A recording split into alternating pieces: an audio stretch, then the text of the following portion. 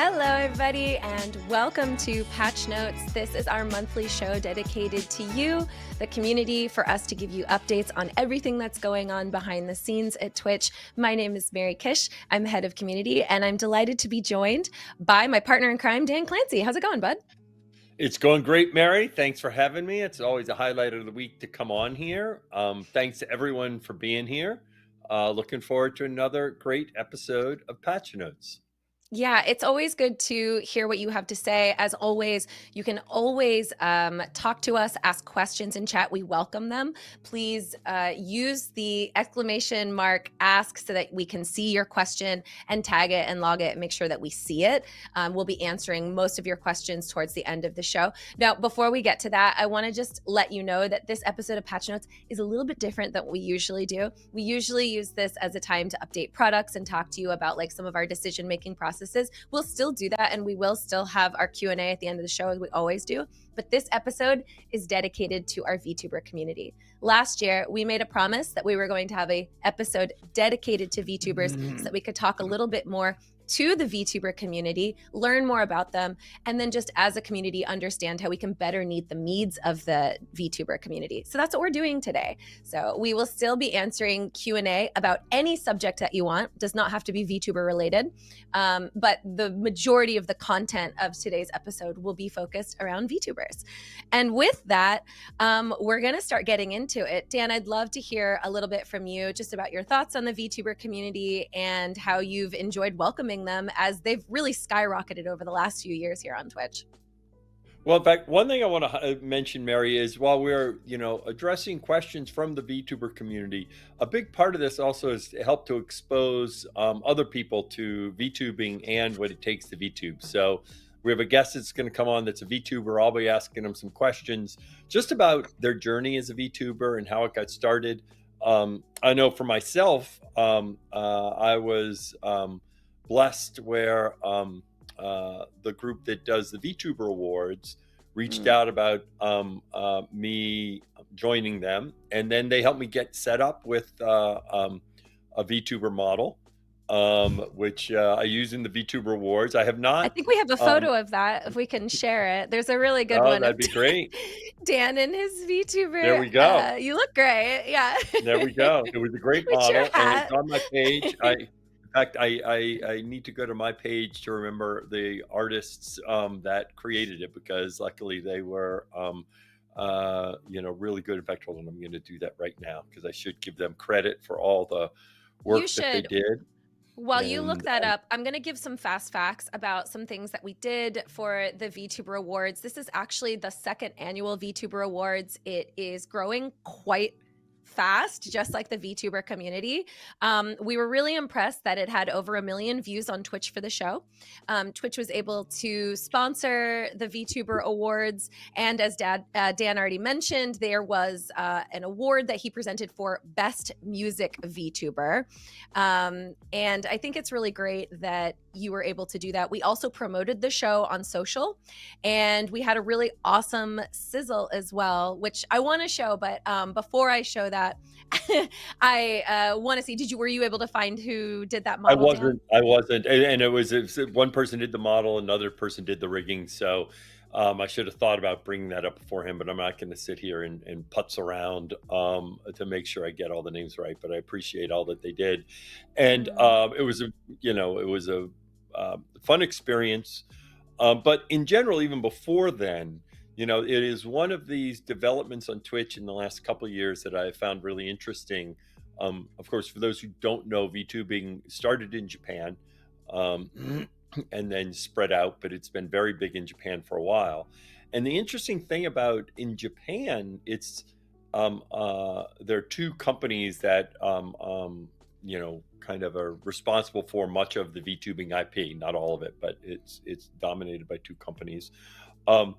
And in the rest of the world, though, it's much more of UGC, and in particular, that's certainly the case in in America and English Twitch. And I really think that's great, the way the access to the technology has expanded so that more people can explore VTubing. One of the things I'm going to talk today about in terms of our guest with GEEGA is help her talk some about some of that technology and how it's gotten easier. Because the thing that I love about VTubing is it allows people that want to build a community but may not feel comfortable presenting themselves on screen an opportunity to do that, and then to build communities. And I think there are a lot of people that have found success as streamers that if not for VTubing they wouldn't have been comfortable with that. And so I think that is wonderful, because I think it's opened up a whole new class, an opportunity for all sorts of people with different backgrounds and different passions and different challenges to find a home creating community on Twitch. I think that's a really beautiful sentiment, Dan, and I think it's really exemplified by one of our most notorious VTubers, Iron Mouse, who has herself stated that due to medical reasons, she's not able to be a traditional streamer nor go to traditional places that streamers would go to, like TwitchCon. And so we've made active efforts from Twitch to see how we can support creators and ensure that they can have those experiences even as VTubers. I'd love to show off the sizzle that we created for the VTuber Awards, because we were really proud of this award show and the VTuber community and all they were able to accomplish. So let's take a look at that right now.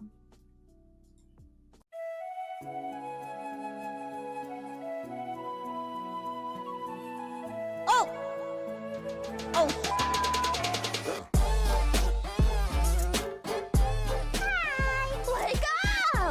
Hi. Hey, everybody. We're back. Frog Rider! Frog Rider! I'm not a cat girl. I'm a demon. Do I look like a bug to you? Ow. I gotta end the stream, bro. Please! Please!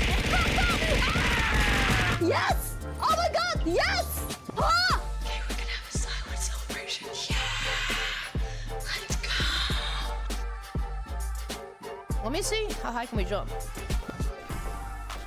Okay, let's not do that. I'm gonna do it. What the f? Oh my god!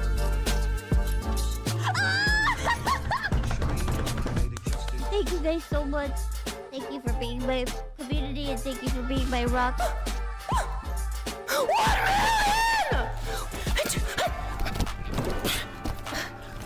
Bye, everybody. I love you guys.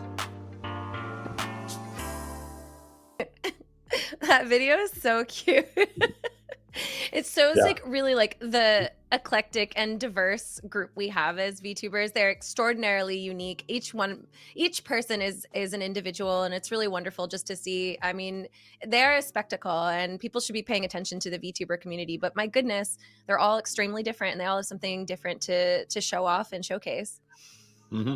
It also highlights, and it's one thing I like about the VTuber Awards. A big part, of course, a big part of Twitch are the communities that creators create, that on their channel. But a big part of Twitch also often are what I call the meta communities that form between creators. And of course, I think this is a big reason why streamers, really enjoy Twitch, is because that sense of belonging in terms of their connection with other creators. And of course, this forms in different creator houses, different creator groups, there's all this connectivity. And I think that is easier when you're establishing and you're in person and you are, yourself in, you're the person that's streaming is the person that you are, because then you go and live in a house. So you go here, you go there. And I think VTubing is a great example where there is a strong sense of VTubing communities, but because people are at very different stages in terms of how they present themselves, when they move around, what they do, it takes more effort to build that sense of a meta community across VTubers, but it's really so important on Twitch. I know one of the topics we're going to talk about is the VTuber Creator Club, which I think is trying to help that. I think we're actually going to talk about it pretty Oh, wow, soon. perfect. Yeah. It's almost Yeah, as if I we think planned it. You couldn't have set me up better, Dan. I mean, I think you're right. We have a lot of ways that as Twitch, it's our job to help you find those meta communities, which we find really, really valuable. We have our guilds, which is for identity based. We have meetups, which is for location based. So you can meet other people in Seattle if you want to. And one of the more recent groups that we have created is clubs. And so we have Danilo, Senior Program Manager, joining us to talk about the VTuber Club. Please, everybody, welcome Danilo. Hi. Hey folks, how's it going? Oh, I can't hear you, Danilo. I can't Double either, check your Danilo. mic. Let's It's see a if- classic mic moment. Yes, It happens to classic all mic of us. moment. Yes. I might need production Not to yet. help. Still with Keep that. keep trying. talking, keep chatting, Still keep talking. making sound, and when we hear you, we'll say something. All right, I'm gonna keep And talking. we'll keep entertaining until we hear your voice, because I will go ahead now and reveal what was happening before this. Okay, Yes. because we actually had some technical let's double things check. when we were working on vMix here, which we use right beforehand, and it all worked out. Special call out to Mark for working it out. But it highlights how the bane of all of streaming is video and technical challenges on computers. And even when you use a high-end system like vMix, you can run into problems. Nope, Part of the nothing. reason is so often, we make our computers so complicated as streamers. We have 12 different audio sources, 3 different video sources, and all sorts of stuff. And I know whenever I am streaming and I have an audio problem or a video problem or something like that, everyone finds it so funny that the Twitch CEO will have this problem. Well, anyone that streams know that that is just life online. And I often say the bellwether, everyone talks about AI, Mary, and about how AI is Yes. going to take over the world. And I will tell you, Not my world. you do not have to worry about AI taking over the world until AI can solve all of our audio problems on computers and when streaming. So if it's ever the case that no more audio problems exist because we just say AI fix my audio problem, okay, now you can be nervous. Okay, but until that day comes, and I don't see that day coming anytime soon. I think that Oh, we got it. There we go, Danilo. say hi. Yeah, I think I we hear filled you. the airspace. I filled the Thank airspace. you, Dan. Nothing like Thanks a good for stretch. having me back. Danilo, we're really excited to have you on because the club's program has actually been very well appreciated and liked. We've seen really great responses from our community, but we have you here specifically to talk about the VTuber Club, which I believe was launched last year. Could you tell us a little bit about the VTuber Club and the response that you've seen so far? Yeah, well, as you mentioned, Mary, creator clubs are all about content, and out of the 6, one of them that we selected last year was the VTuber one. I don't think it should have caught us by surprise, but it certainly did. How passionate the VTuber community was. So I'll give you some quick numbers here, and they're pretty eye-popping. There are currently over 2,500 VTuber Club members. It's actually 2,600. I checked right before I hopped on the call. So we're adding hundreds of folks pretty much every day at this rate. Some other cool stats that we got here are from like the VTuber Club. We've had over 1,600 unique folks on that server post cumulatively over 114,000 messages. So VTubers are a chatty bunch is what I'm hearing. We've also have attached a VTuber Twitch team to the club, and we've been able to add 850 channels to that as well. Talking about the passion, we've received over 6,300 applications. Over half of them are approved. Y'all really we love to hear, Danilo, sorry to interrupt you. I love hearing about all the applications. We kind of get that this is a very popular club and people are all in. Can you tell us a little bit about what you actually do in the club? Like, what do you get once you're in the Twitch VTuber Club? Yeah, one of the great things about the VTuber Creator Club is that we're getting all these affiliate and partner channels in one specific location. So it is no longer that necessary to try and answer your streaming and VTuber questions and seeking it out on Twitter or YouTube, asking your friends, asking chat, asking everybody that you can find. Now you have one central location where all these folks can actually ask that question and get answers from a variety of sources, from folks who are just starting on their affiliate journey others who are pushing for partner, and plenty of others who have actually well exceeded those goals. So we're getting viewpoints from so many different directions, which makes it a really vibrant community where you can have those like in-depth conversations that can be really hard to do just online and asynchronously.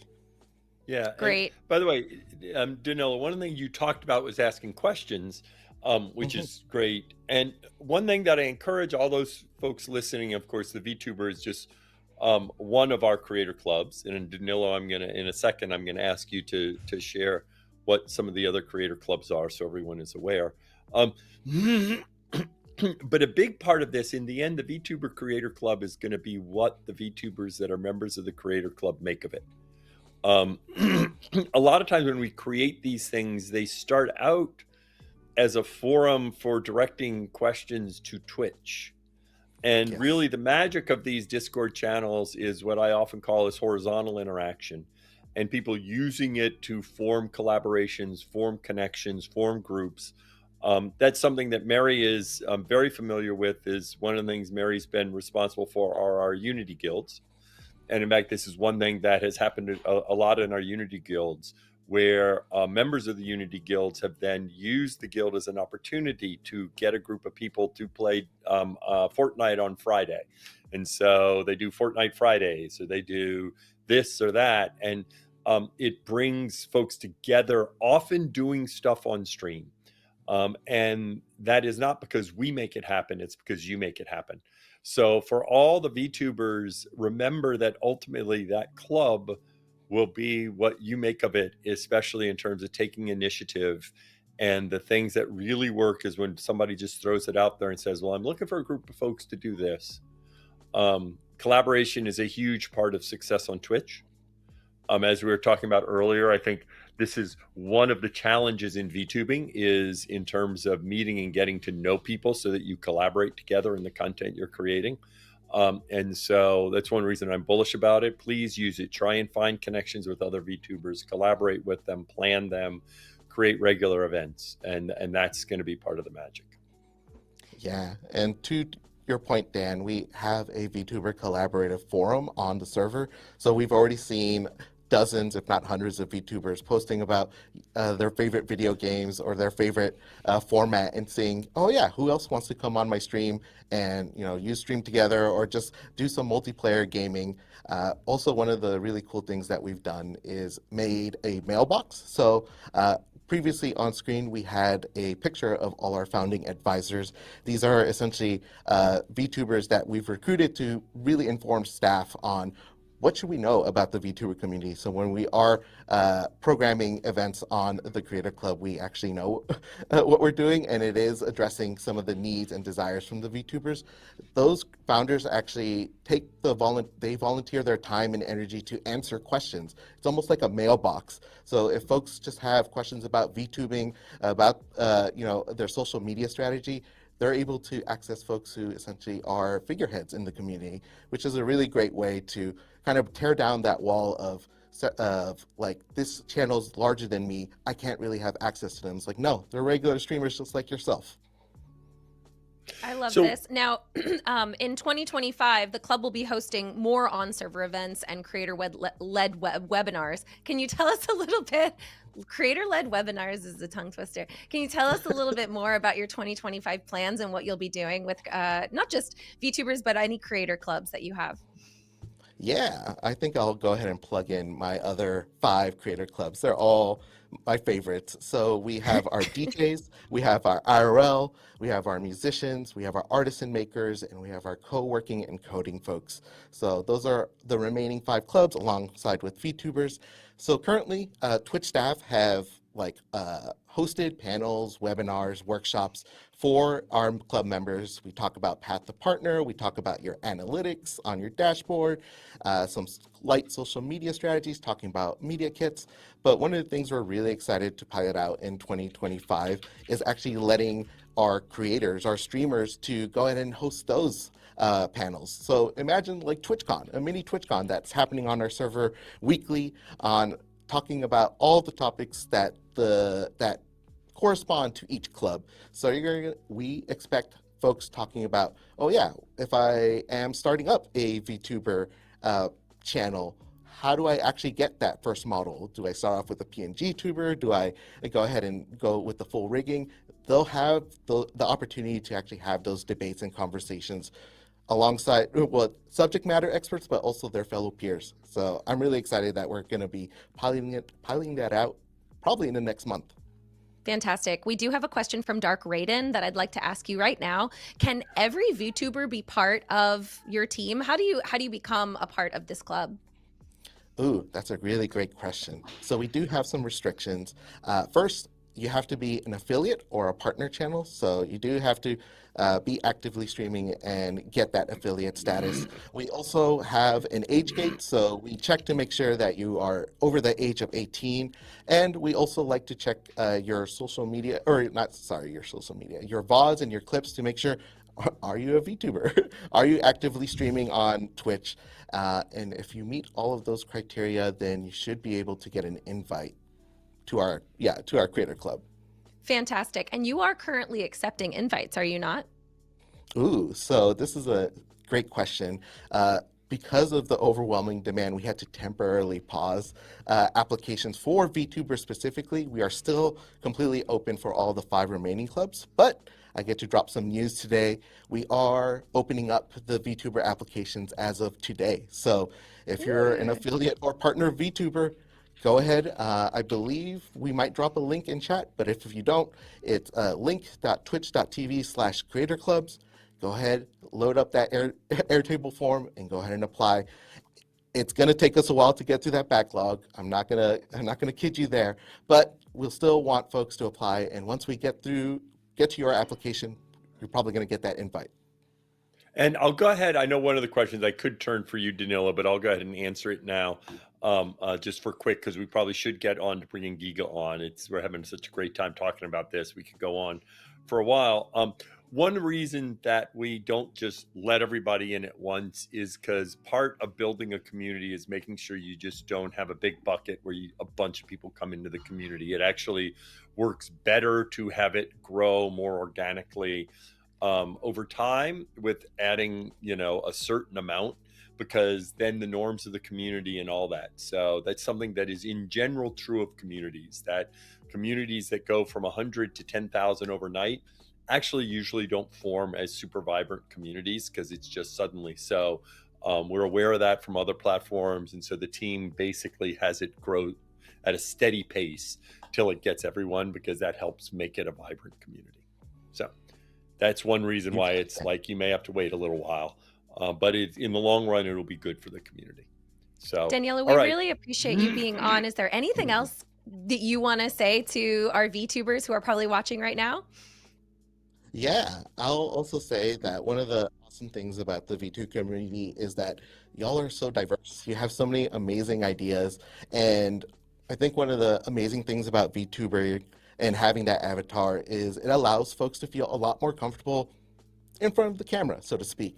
But the amount of conversations I've had with folks saying, I'm only streaming because I have a VTuber avatar is really amazing to hear. And that's something that we will continue to encourage and invest in at Twitch. Thank you, Danilo. We really appreciate your time and talking to us about clubs. Hopefully you guys all see that link in chat. Danilo, thanks for joining us. Later, y'all. Bye. Bye. I really could talk about clubs for a lot longer because I love them and they're really fun. And I think they're an excellent way for people to meet each other and come together and talk to us about what they want to see. But I think that we, as Dan mentioned, have a wonderful guest that I really want to get to. We are so happy to introduce GEEGA, who is a VTuber, also a member of VShojo, to Patch Notes. Everybody, please give a warm welcome to GEEGA. Thank you for being here. Hi, thank you for having me.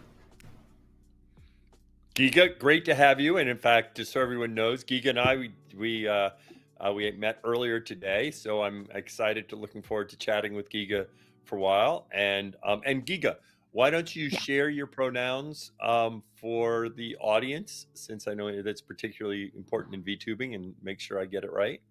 Yes, no, I go by she, her. That's all fine with me. Right. Yep. Wonderful. Giga, I mean, my first question is just a Mhm. pretty simple one of like, tell me a little bit about your background in getting into VTubing, and how long you've been VTubing. Yeah. Okay. So I'll start with I joined in around the same time a lot of streamers started streaming during the COVID boom, right? Everyone was at home and bored. So a lot of people, a lot of people started becoming viewers and watching Twitch, but a lot of people also decided to start streaming because they were at home doing nothing. Um, I actually come from a very long tech background, so I wasn't planning on becoming a professional streamer by any means. But I started doing it as a hobby because I was just home more, right? And I found VTubing interesting because of the tech behind it, because of the tools that were being used. And I saw that at the time the tools were not that streamlined; they weren't very well made, etc. And I was really interested in seeing what I could do with that, knowing that I could probably do a little more, eke a little more out of it. And yeah, so I just tried it, and it ended up turning into a lot more than that. Yeah. It is interesting. I don't have the data on this, but I Mhm. suspect if I did do a poll, I know as of right now I'm thinking of 3 or 4 data points that I know of VTubers that have a Yeah. tech background. And I suspect that what you'll Yes. see is a disproportionate, in fact, a large percentage of VTubers come from a tech background. I would say yes for the ones that showed up around that era, around that time, Yeah. because the tools were very much not available to most people. And then I think Mhm. nowadays, a lot of the ones that have shown up in the past 2 years or so, it's much more available. The tech really does exist for anyone to hop into it easily. Yeah, yeah, I think that's very true. In fact, one of the things I'll talk about is some of the tech with Yukiga, because for those Mhm. people that are interested in it, I think it's interesting. But before we get into that, Giga, so you started out, and by the way, you mentioned I wasn't full time. Are you full time now? Yes, yes, I've been full time for maybe 2 years. Yeah. Mm. hmm And why don't you talk about the journey from when you started up to becoming full time? Because I suspect there are a lot of people that share Yeah. that they're thinking about it. Maybe do I want to? The trade off, and all that. Very much so. Yeah. So I started streaming after work every day. So I would stream around 8 p.m. Eastern and go until 2 a.m. Right, assuming I had no extra work I had to do after normal hours, and I would just do that every day for fun. That was it. But my first stream, I streamed with a friend who was also a VTuber that I had just kind of met online playing games and all of that, and she brought me on in a collab for my first ever stream, and I had I think over 15 viewers, like 15 to 20, which, for most people's first stream is very atypical. Mhm. So I said, okay, maybe I should stream often. So I kind of just immediately started streaming multiple days a week to see if I could carry that, because I felt that that was an opportunity most people don't have, right? They stream to no one to start for months. So I did that, and it just worked out. And the VTubing community, you mentioned earlier that you consider it sort of a meta community, right? Where the community isn't about the game people play or anything. It's really something a lot more vague, a lot wider. Um, and I found that that community was incredibly insistent on pushing forward smaller streamers within it. So if someone found a VTuber that they thought was nice, they had 10 viewers, everyone would go, "You should watch this person. You should watch this person." And they didn't do that to friends. They did that to people that they just thought were interesting or could make it. And so that's what happened to me. A lot of people started going, "Hey, you guys should watch this person. She's interesting, blah blah blah." And it turned into, something that really worked out. Um Yeah, and I just streamed and streamed and streamed and was grinding, and eventually it worked. That's really it. yeah.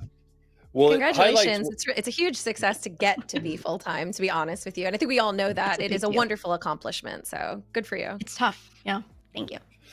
One of the things you talked about, which I always say when streamers are starting, that Mm. you started it because you were enjoying it. And then over Yeah. time, you started thinking, oh, well, maybe this will be a meaningful part of my life and how I fund my life. Right. And I Right. always tell folks that, like, if streaming does take a fair amount of time, right, because you have to be live. And if you Yeah. don't really enjoy it when you're live, and then when you're not live, saying, "Oh, I kind of miss streaming. I'm kind of looking forward to it. Oh, tonight I might be able to stream, right? Oh, I have some time tonight. I might be able to go on and stream." I know, like for me today, just because of this and that, I'm like, oh, I may be able to do a stream tonight because Mhm. you know my wife's going to be here and I'll be here, and you know without anything I need to do, and um, then in general, I think it's very hard. You're not going to do all that if you know are doing it to be big. You need to enjoy being small because it does Very take much so. time, and then growth can come, and for some people, Mhm. and for some people it may not come. That's the interesting thing is this idea that the other thing I often think about is I think one of the things that's hard is if you feel like you always have to keep growing when you're streaming. So why don't Yeah. you talk a little bit about that right now? Because now you've reached a Mm. certain level, and it is the fact that your livelihood depends upon your streaming, which creates more pressure Yes. in terms of I need to grow, which creates, you know, angst and anxiety and worry and tension when part of what you want to just do is live and enjoy yourself. Very much so. Yeah, I think it's like you said, it's a bit unique streaming in the vast world of content in that you have to be live to be Mm. gaining anything, right? Nothing is really gained passively. And obviously people have YouTube channels, whatever, they put videos up there. They tend to kind of split things out. But for the most part, if you're just a streamer, you just have to be live to be making any money, to be in front of your community and interacting with them if it's not even about the money for you, you know. So it's it's huge on the time. And it's easy to get into that mindset of I should just be live more. I should just stream more. I could grow more if I'm just here more. And people end up streaming for 16 hours sometimes, you know, and then they end up hating it because they do way too much and they burn out. But I found for myself at least having a full-time job while I started streaming for the first, you know, at least year and a half of it, that kept me from being able to do that, right? I would Mhm. stream after work. I'd have to sleep at some point because I would have to work the next day. And I found that I was able to pace myself, and I think that that actually was a big part of me being able to get to where I was because I know myself, and if I did not have a day job, I would have been streaming 16 hours a day, you know. Yeah. Yeah, in fact, sometimes, you know, we talk about streamer burnout, right? And a lot of Mhm. streamers think about that. And I think um, it's absolutely the case that sometimes you get diminishing returns and you just think more, more, more, more, more, and Yeah. then you overdo it. And actually, you do get diminishing returns. You know, in other words, the difference between streaming 8 hours a day versus 12 hours a day, it's not the same between 0 and 4 hours, Right. right? It's significant that the marginal 4 hours is a lot less. Um, and then the other thing that I find interesting is you need to keep what you're doing on stream new and different. So talk to me Mhm. about how you do that. Like, what do you do on stream, and how Yeah. do you keep it interesting for you? Okay. So for myself, the format of my streams is always that I do a long just chatting segment before I hop into some sort of game. So I do both chatting and gaming, and I'll sit there and talk and essentially podcast about whatever my chat brings up or something I saw earlier that day or just anything, gaming, whatever it is, for an hour to sometimes up to 3 hours before I actually start playing a game.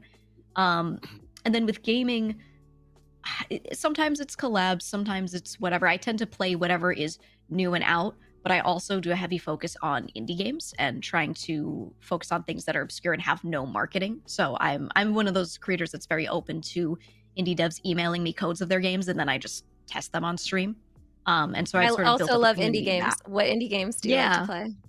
so many. Obviously the most commonly produced indie game genre, which is a deck building roguelike, is probably my most favorite thing. Thankfully that they make a lot of those. I'll play a lot of those on stream. Things like that, beat 'em ups and fighting games, or you know, little indie projects reminiscent of that. But I'll showcase anything that's very tiny on my stream. So because I did a lot of that, I built up a lot of community that likes to talk about those things as well. So a lot of the time when we would sit there and chat, they'd be discussing, you know, things about the gaming industry, about indies, all of that. That's awesome. All right. And they've had a really big year for indies. We have a question Yes. from chat that I want to throw your way. This is a Mhm. classic question from Smirky, Yeah. Twitch ambassador. But I do think it's always has an interesting answer, which is Mhm. tell us a bit about the creative process and coming up with models. People come up with such crazy and cool characters and designs. Tell us about Mm. how you came up with your character and your model. Yeah, so I'm someone who's played a lot of D&D in my life for a very long time. And one of the last campaigns I did before I started streaming, before COVID happened, was an in-person campaign that lasted for years. We were playing weekly for almost 5 years. And we switched over to online. And when we switched over to online around COVID time, we started getting art of our characters and things to kind of try to make that experience a bit better because we'd played in person for so long. And what I look like now is very similar to what that D&D character was.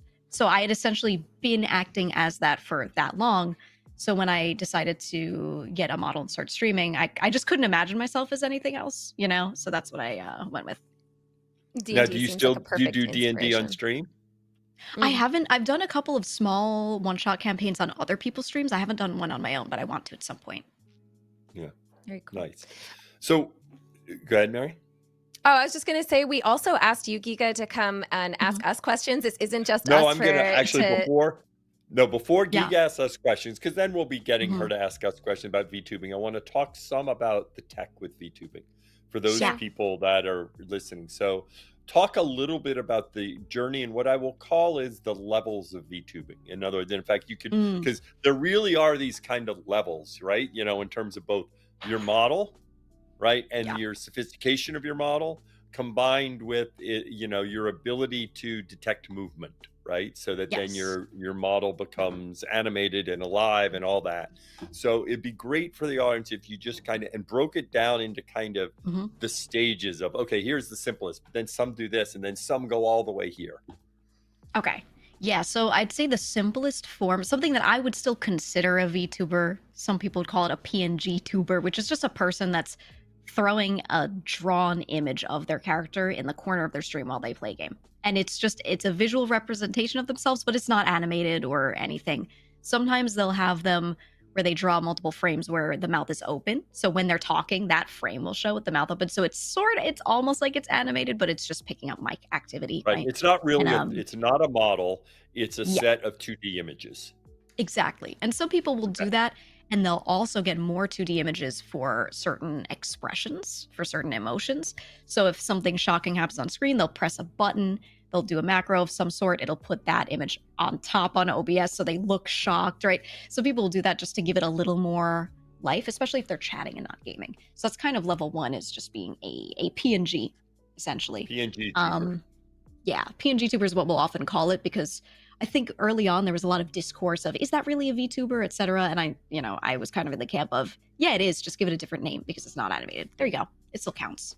So that's easy. That's simple. A lot of people that streamed without face cams in a lot of other communities that weren't really ever VTubers previously, they just started putting PNGs on the screen because they often had a little characters that maybe their emotes, were some little character, something like that. So they would just use that.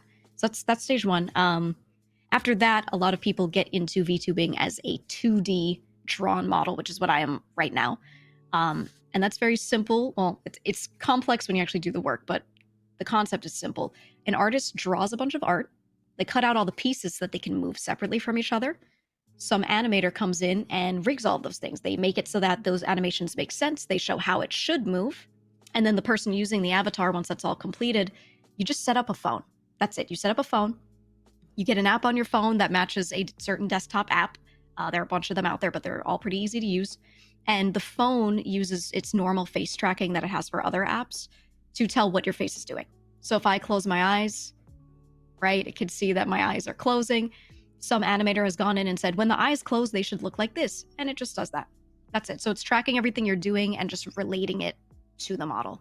That's sort of stage 2, which I'd say most people use that because the fact that it just uses a phone makes it so accessible to be a 2D VTuber. It's easy on that end. And then if you want to do a lot more. Stage 2, yes. In stage 2, and sometimes I'll ask questions that I know the answer to, Yeah, but I know that in stage 2, so right now, for example, you go ahead and move your head right to left. Yeah. Right, and we'll see that it's tracking. But if you turned around, okay, it'll look like this, basically. Well, no, right. In other words, now you've turned around and then it stops, basically, is the way to think of it, right? Because you turn around and it has a limit, and it looks no one like drew the back of my head. No one drew the back of your head, and that's why we think of it as a 2D model, because what it is different views of this 2D surface, but you can't turn Yeah. around, you can't do a flip, you can't do any of that. All right. Exactly. I mean, Go I to the was next. drawn in Photoshop, right? It is a flat piece of art that we then, the rigging and the things that make it look three-dimensional, or you're taking the art and you're stretching it and you're moving it around, but it's still a flat piece. So it's 2D in the end. So most people do that because, again, you just use a phone, you throw the phone in front of yourself. It does face tracking the same way. Most iPhones, for example, have their AR face tracking to unlock your iPhone so it can recognize that you're you, things like that. It uses the same tech and just looks at you and makes your avatar do what you're doing. Yep. And then level 3 is kind of, it could be any level of easy or hard, but that's 3D models, which it's the same way you would model a video game character, right? For a 3D game, you model something, and then the difference is someone goes in and rigs a bunch of animations to happen when your 3D trackers that you would wear do those things. That's the only difference. So it's the same way VRChat avatars are kind of made, very, very similar. And that could be anything from, again, just using an iPhone that would just track your head. And in that case, it can tell when it's the back of your head and you can turn around. Or you could be wearing Vive trackers, which are what a lot of people use in VRChat. I personally have an entire bodysuit for my 3D model, and gloves and everything. So if I move one finger, that finger gets moved on the model. If I move my foot and turn it around, that gets moved, that sort of thing. And so I assume some days you decide to put on your full tracking suit because of what you're planning on doing. And then some days you say, I'm not going to do that. I'm just going to, like, today is a good example. There's no need. You're not going to be twirling and moving around and all that. How often do you get in your full body suit on your stream? For me, it's not super often. It's an occasional thing. I recently kind of debuted the 3D model. And of course, for that week, I was 3D most days. But I do it on and off because most of my community is used to me being 2D. And that's just kind of my comfort level, too, because I'm just playing video games and having to wear these gloves and, hold a controller. It gets a little cumbersome. Right. I mean, right now, I am effectively a 2D model because there's no need for me to get up and spin around and do a flip and do all that. Maybe he is. Yeah, maybe I'm only you could be at any moment. I've never seen him from the side. Yeah, maybe. True. Maybe I'm just AI in a 2D model. Just could be. It's actually really uncanny, but some people have done that. They've rigged models of pictures of people, and it looks really weird. Very, very uncanny valley. But to prove how rigging works, they'll take a picture of a person and separate the art out and, not art, that picture out, and they'll rig it so that anyone can be that person. And it looks terrible. It does not look in any way good. You would never trick anyone, but it's possible. Yeah. It probably just looks like you took skin and like stretched it over a basketball. Like there's very no creepy way looking. that actually like functions properly. No. We really appreciate you taking your time to answer all of our hard-hitting questions about VTubing and just your experiences. But I know we also want to make sure we have time for you to ask us questions. So please take this time to ask any questions that you have. Yes. And by the way, I do need to tell chat right now, the one thing I have no ability to do whatsoever is a flip. Even if there was a pool in front of me, like doing a flip into a pool is a belly flop. Okay. So unfortunately, that skill does not exist in this body. So AI otherwise either. Me neither. All right. I can't do any of that. When I got my 3D model, they kept asking, "Oh, are you going to do a cartwheel? Or are you going to do a flip?" I said, "I'm in my office, and I don't do those things. I sit in a chair all day. I'm not doing a backflip in the 3D model." Yep. I'm not one of those. All right. With that, GEEGA, now why don't you go to some of the questions that you can talk about on behalf of the VTubing community? Yeah. So as VTubers, now obviously this varies. Some of us will show our faces. I think actually a good number nowadays. They, on social media at least, maybe not when streaming, they post pictures, etc. But there are a lot that don't. And something that makes that a little, I would say, not just difficult, it gives us a lot of FOMO, is a lot of other streamers, a lot of the Twitch community get to meet up with each other and see each other in person and do content together. And that's how a lot of communities intertwine, right? Everyone goes to TwitchCon and they do an event. Someone makes a camp in their backyard, right? And everyone shows up for a special week of streaming. But VTubers are, for those that don't show their faces, completely locked out of that. We just never have that opportunity. Is there any sort of way, when it comes to events like TwitchCon, etc., you feel like you could maybe allow VTubers to better intertwine with other creators? I think there's a lot of ways that we can absolutely improve. And I'm going to give some examples of things that we've done in the last year that I think have made some waves. And then I'd really love Dan to speak big picture about what our vision is for the future, because you're right, we have to make space for VTubers at events. So just a couple examples of things that we've shifted in recent years, because we recognize we have to do this because the VTubers want to participate at TwitchCon. We had our very first ever VTuber Glitch Showcase. It was the Bikini Bottoms, the chaotic yet delightful podcast. It featured Bao, Numi, and Shy Lily to a live audience. This was really interesting. So this is like maybe what the people at home saw, but this was actually a in-person event in our Glitch Theater to thousands of people who were just kind of at the con got to watch this, and they were live, which is really exciting. So they got to actually experience this, but with VTubers. We also in San Diego hosted our first ever VTuber meet and greet, which was quite a success. There's Iron Mouse meet and greeting with fans. There's someone like cosplayed as Iron Mouse. It's so cute. And so Iron Mouse was able to meet people as any streamer would be. Sakuna, like, it's really cool. We're getting there. I do think that we need to continue to make advances in this space, but as you can see, we are making room for people to be able to meet their VTuber fans and just enjoy that experience as best they can. I also just want to say that behind the scenes, a lot of people don't know this, we altered our rules at TwitchCon. So VTubers can have full face coverings to protect their identities. Previously, full face masks and paint are not allowed because it's a safety concern. But once you're through security, you can wear full face mask and for additional anonymity. And we did that specifically because of our VTuber community. The last thing I'll just mention is while I don't think this is a full solution, we're also looking into ways that VTubers can attend meetups. These are our local events that you can have at any city. And recently, this is Seattle meetup. This is Dan meeting Kisaka Toriyama, which is a VTuber, and they're being held by Kenley. And so Dan met a VTuber at our Seattle meetup through an iPad. I understand that this is maybe like not the perfect solution, but we are so open to meeting VTubers in IRL spaces in any way we can. I'm really open to additional suggestions and recommendations from the community so that I can better serve you, because that is my job. And then Dan, go ahead. Well, what I think you described, a great part of solving, there are different pieces of the problem as you think about the TwitchCon and these infra.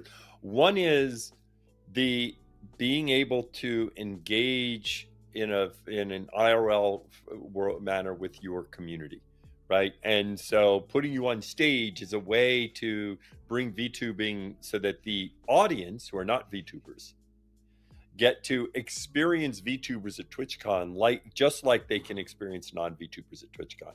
Same thing with the meet and greet, Mary, that you did, right? That means you can experience VTubers the same way you experience non-VTubers when you are an audience member, okay? Of course, part of TwitchCon is the VTubers interacting and engaging with VTubers, right? Not the audience experiencing VTubers. Part of it is, well, I'll say streamers interacting with streamers. And really there are two parts of that. One is VTubers interacting with non-VTubers, okay, of streamers now. The other is VTubers interacting with VTubers, okay? You talked about the you talked about doing social things where those VTubers that are gonna come can interact with each other. We do allow them to, cover their faces, right? As you said. Now, the reality is it's still not all that you would like, right? So for example, covering your faces helps somebody not identify you. But of course, a big part, people build models or bodies and other things, right? So sometimes somebody, it's not always just the face. Somebody might be uncomfortable in terms of somebody seeing their body and being there and their body being physically there. I think that's one reason why I think the Creator Club is one of the ones that I'm most bullish on in terms of the importance of it. Because sometimes VTubers are making this choice because in fact they don't want to travel or they can't travel, right? And to the extent that they don't want to travel or they can't travel, we can do a lot of stuff to help facilitate the community that's at TwitchCon to be exposed to them. But if you're talking about building connections between VTubers for collaboration and other things, actually being at TwitchCon doesn't help now, because the nice part out of BCon is it is a face-to-face interaction, and you can have an experience face-to-face that you can't have in a virtual world. So broadly, I would say maybe we break this down into three pieces.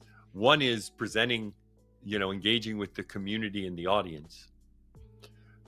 Two is for those VTubers that are comfortable, even if with a mask on, coming in person and making sure that they can still engage. But then you have a large portion of the VTubing community that say, well, no, I don't want to travel, or I'm not comfortable even with a mask on. And then if you're talking about creating, connections between them, I think it is through online platforms such as Discord. I agree. Something, I don't know if anyone in the chat has seen it, but something that myself and the company I'm with, VShojo, does, you might have seen myself or Iron Mouse, for example, on an iPad that is on something that looks like a Segway, a little robot that we actually have can seen drive that. around. Yeah, I've Those done things that. are sick. It's fun. It's fun. We actually control it. It's WASD, it's just a thing that we open in browser and we just drive it around and go and say hi to people. So we've actually done that. Yeah. During COVID, we did that. I think it was like E3 before E3 was canceled. Yeah. We had streamers use those to be able to like run around. And so I think there's a world in which maybe those are something that we could bring back for like a TwitchCon or something. So yeah, we actually have experience with those. They're really wily, but they do work. They do. Well, they do work. GEEGA, let me ask you this. In my experience with them, they work in terms of going around and saying hi to people, right? Yeah. My sense is, but that getting to that next level of a connection and of a conversation, it's kind of like sometimes when I'm at these events, what I'm doing is going around and saying hi to everyone, but I'm not forming deep bonds, because the bonds usually occur when you go out to dinner afterwards and there's 6 of you chatting, right? Or you're doing something in between. But in the big thing, like if I take, like when I went to the Streamer Awards, I would go around and shake hands and I'd talk for 3 minutes or 5 minutes. Right. That doesn't create a deep bond. It can exploit one that exists, and so I've often said hi to Iron Mouse at those things, but that's different from me going and having dinner with Iron Mouse. Right. Yeah, very much so. I think some friends have done this for me just to do this, but a lot of my friends will go to TwitchCon and I'll be at home and they'll actually set up an iPad at the table. Someone will bring one, or sometimes just their phone. They'll open Discord, get me in a call. I'll throw my model on the screen. I'll just screen share it. And they just sit me down at the table while they're at TwitchCon and I just hang out. Yeah. We've done that. And it's a somewhat bridge. It's not a proper solution, but it does help a little. But that is, reliant on me having friends that will do that, right? It's not something that just happens at this con because it's set up like that. Yeah, it's also bit of extra work. It's extra work. And I'll also say, I do think that it is, if you're sitting at the table while they're having dinner, it isn't the same experience, right? In terms of forming the connections, because you're kind of on the outside, you can't see this, there's all sorts of subtle clues that our eyes, take in. And that's one reason why I think I'm really leaning into the VTuber meta community to further strengthen those bonds through virtual techniques, right? And so I do hope that VTubers hopefully can actually explore how the Creator Club can be used in ways that the other creator clubs probably don't think about, because the VTubers will have more of a desire to use the virtual club as a forum for forming connections, whereas the DJ club, they're like used to, oh, well, we hang out, I see you at the DJ thing, right? So they don't need it as much. And so I actually think we'll be able to learn from the VTuber Creator Club because you'll teach us ways to form virtual communities from distance that then we can apply to DJs and musicians and all these other groups of creators. VTubers are also Absolutely. very welcome in lots of other different spaces as well. For example, that's great. they are welcome in our guilds, and we do have VTubers in our guilds, our meetup organizations, and we have VTuber ambassadors, some which were on the image that Danilo showed for our creator club. Big Nose Bug and Miss Lala TV are VTubers that are Twitch ambassadors. So lots of space for VTubers to get involved in Twitch activities. Hopefully that gave you some insight into it. I'd love to make room for other questions that you have, GEEGA. Yeah. So something that we've sort of already touched on, but is my favorite part of all of this is that VTubing and VTubers, all this is one community that is a huge meta community, right? It is not brought together by a specific game or anything. It is simply any content creator, any streamer that decided to use an avatar instead of a face cam or no face cam, right? It's just which of those boxes did they tick. And because of that, it's a very unique community, and it has a lot of very wide-reaching needs and opinions and very different people. Is there any way that this isn't really about VTubing, but considering that this community is so great as it is and being so wide, is there a way for Twitch to maybe help foster more wide communities like this? I know we do have, some creator clubs and things, but what about making some start in a way? Yeah. Well, the interesting thing is, and you said it well, that in fact, VTubers are about, I'm going to say for a second, who you are, at least on screen, versus what you do. Yes. Right? That's another way to say it. Now, of course, it's who you are on stream. It's not who you are in real life. Okay. But it's who you are on stream, as opposed to what you do. Whereas playing Marvel Rivals is what you do. Okay. Right. Who you are is your VTuber. Interestingly, and as you think about this, I think the Unity guilds are kind of like that. Because they are designed to bring together meta communities around your identity, who you are, rather than what you do. Right. Okay. And I do think that's one thing that, Mary can talk more about, but since we're not focusing on the guilds, I won't get her to go. One of the things that, she's figuring out is, look, we need to expand the guilds more internationally.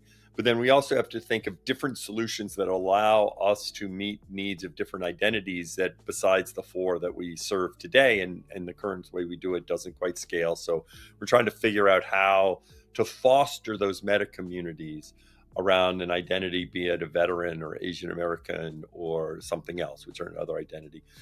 I also think you see this in some other areas. So if I take music streamers, now, of course, music streamers is you think of that's something that you do on stream. Okay. But just like gamers, music streamers will spend a lot of time just chatting. Okay. And sometimes a good example is Office Drummer, who's a music streamer, and more now he's doing IRL. Okay. And I know a number of music streamers that then diversify, and they may identify as a music streamer, but they spend 20, 30, 40% of their time just chatting or IRL. So music is like, for example, I am a music streamer, but I don't spend most of my time doing music. Okay. So I think that is a similar type of, because they identify as a musician. Okay. And I think that may be true with the creator DJs. So interestingly, as you look across the creator clubs, while they are defined by what you do, I find many times those folks, that is just part of what they do on stream. And so I would kind of say, like, the creator clubs is almost exploring how to bring people, and the Unity guilds are both forms of trying to explore this, right? And the question is, what are other areas like that? Yeah, I think to that point, we're also really trying to push more into global-based events that anyone can participate in, and it's even better if you participate in groups. Some examples Right. would include Halloween, when we do Fright Fest and we ask everybody to like play scary games together, and we do celebrate and showcase groups on the front page with shelves and promo, and we try to do like exclusive badges or emotes if people get involved. We did the same thing for I've been calling it Twitch Miss, but I think we call it Holiday Hoopla, or like some kind of holiday event. We're going to do more of those this year. We want people to get involved in those ecosystems. And then I think another one that I really think, this is not VTuber focused, but even in your question, you were like, hey, it doesn't have to be for VTubers, just ways that we can kind of like all rally. We've seen a really nice uptick of people just getting really excited to break records. And that's been really exciting to see. A lot of people have been doing that recently, like Iron Mouse breaking the most subs. And then this year, an AI VTuber, Nero-sama, broke the hype train record on January 1st. Congratulations, Nero-sama. That's freaking incredible. We actually started a trend last year when Pirate Software broke the hype train record, and they got like their community got an emote exclusively for them because it was something they all worked on to get. And I'm happy to say that we are working towards doing that for Nero-sama as well. We just need to get like all the legal mumbo jumbo behind the scenes done, but we will be doing that. So we want to make sure that we're celebrating people for like breaking records and achieving wonderful things here at Twitch. And I think that is something we can all rally around no matter what. As long as you're in a group, I feel like you can accomplish incredible things. You know, Mary, one idea that just occurs to me as you talk about this, that remember this and we should look into it. There is something about getting excited about breaking a record. And one of the things that's gaming companies realize this is they create lots of opportunities for this by cutting the pie in many different ways. Yeah. Okay, meaning by I am the most subbed music channel, whatever that means. I am the most this, because right now, you know, you talked about these global records. But of course, there are tons of streamers that can't break a global record, right? You can think of lots of ways to cut it, like the most subbed affiliate channel, right? Because now you're in a smaller group, the most blah, blah, blah. So we should think about how to create these different sub areas that we can help people understand as they set records so that more people can do it, as opposed to just, you know, just a small number that are super big. You know, I have a question from Flashhound, if we can ask it from chat for you, GEEGA. Any personal advice for those looking to get started in VTubing? Ooh, don't be tempted to buy a $5,000 model just because you want one. I do think a lot of people, so they can be very cheap. You can get a model very cheap, but they can also be very expensive. There's a huge range. And a lot of people will watch a big streamer, a big VTuber, and they'll go, I want what they have. And then they approach an artist and they realize this is going to cost them that much. And sometimes they'll just do it. They'll just drop, you know, so much money on it because it's cool. But I think you should figure out if you like streaming first. Personally, you might use that model, go live and go, wow, I don't really want to do this that much. You know, maybe once a week or something, maybe once a month, you know? So definitely start really small and work up. I mean, my first model, it didn't even have legs. It was just the upper body. I just never scrolled, you know? I never showed the rest of it. It barely did anything. Yeah, it was like if you just go from like waist down and cut that out, right? It was just the upper body because I was just in the corner, just my head showing while I was playing games, you know? So just get the minimum. A lot of people in chat are suggesting PNGs, and I agree, you know, start at level 1, get a PNG, and see if you like streaming, if you like the hobby, because being a VTuber isn't about being a VTuber at all. It's just about streaming or delivering some kind of content. And then being a VTuber is a choice you make on top of it. So that is my advice. Get into PNGs. I also think one of the things that I think we'll see growing is hybrid streamers too. Yeah. Now that the tech has become simpler, you know, it is the fact that sometimes there's this. Now, I don't experience this just because the way I am. I wear whatever I wear on, and I'm at work right now. Okay, we try. So, we try. It doesn't work. Okay, that ain't gonna work. Okay, but that's just me. There are a lot of people who like, you know, it's very different if they're going to be presenting themselves on screen. They like need to think about it. It's like, no, I don't feel like putting myself on the Mhm. stream right now. And I think hybrid streaming will be interesting now that the technology, and I also think it's very interesting for people that stream to be investing in, having this avatar that they can then even at times with interact on their stream. I think one Yeah. thing that'll be interesting, as people, you see this now, some streamers, in fact, you see some VTubers that actually are interacting with AI bots on their stream, Mm.